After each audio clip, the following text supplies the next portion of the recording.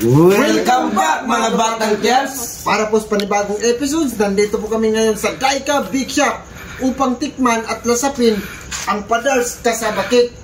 Heto po guys, yung kasabakit po nila. Sa loob po ng 30 years, amin pong tikman kung nagbago pa po yung lasa. Kaya tara guys, tikman po natin. Tikman natin. Go. Tikman natin.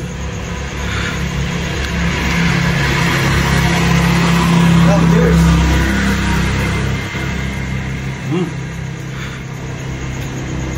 Napakasarap po guys yung kasabakit po ng Padars Kasabakit. Yes. Wala pong pinagbago. Sa loob po ng 30 years, ganun pa rin. Kaya guys, kung gusto nyo pong mag-order, located po in Barangay Bunga, Kabukayan, Biliran, in Yes. front of Daika. Yes. Kaya po para sa mga gustong umabot po ngayong bagong taon, meron po, available po tayo ngayon sa Padars Kasabakit. Nais nyo pong mag-inquire, pwede po, bukas na bukas. Kaya, hurry up na ha.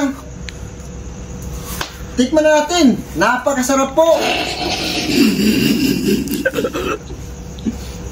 Cheers! Sir.